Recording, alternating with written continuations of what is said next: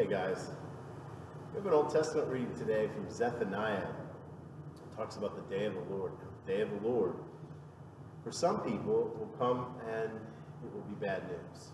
Now, in our epistle reading, it tells us that when Jesus comes back, it will be good news for us. But I want to read to you part of what Zephaniah says to those who don't have faith. It says, "Their goods shall be plundered, their houses laid waste. Though they build houses, they shall not inhabit them. Though they plant vineyards, they shall not drink wine from them. The great day of the Lord is near, near and hastening fast." And I thought about what that would be like to spend time building a house, to imagining the raising of your family in that house, to be thinking about what you were going to have, but then to finish the house and somebody else move in and take the house from you, or to take the time, the years it takes to cultivate wine by having those branches, vines built up and strengthened and finally get a harvest. And then after you get the harvest of grapes, you have to smash the grapes and have the juice go in and then age, and to take all that work and not to be able to drink the wine. Zephaniah knows that those are heartbreaking things, to build a house and not live in it, to make the wine and not be able to celebrate with it. And that's part of what happened in the ancient world.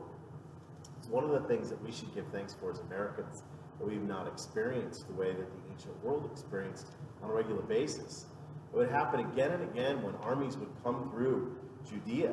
They'd come up from Egypt, they'd come down from Syria and Babylon, and as they come through Israel, they'd just take the food that the Israelites had farmed. Sometimes they would force the Israelites to put up their soldiers or even take their houses altogether. We are so blessed that the amount of time that our nation has seen war on our own lands is so limited. We give thanks for the veterans who have gone far away to protect our freedoms. We give thanks that God has preserved us from that, because that's the experience that we don't understand directly, thanks be to God, that he promises will come to those who, in Zephaniah, show they have no faith.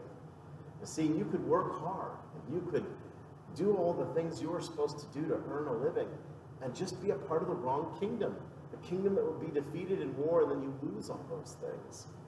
And so we note the difference then between Zephaniah, where you could work and it wouldn't be fair, you'd lose everything, and then the preaching of Paul in Thessalonians. And we don't have to be afraid of the day of the Lord coming. We don't have to be afraid because we're children of the light. We know that when Christ comes back, we'll receive not what we earned or deserve, but we're going to get more, better. Our sins will be forgiven. We won't get the punishments we earned. Instead, he's going to have grace upon grace and mercy for us. See, this is the thing. So we are part of the kingdom that cannot be defeated. Jesus has already defeated our enemies, death, the devil, and the world. And so we have his victory. In the meantime, it may look like things are hard.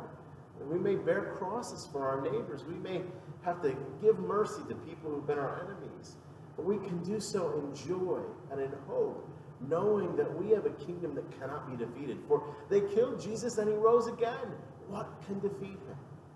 So I want you to know, while we're blessed to live in America and have not faced war here, we have an even greater blessing that we are part of the eternal kingdom of Jesus.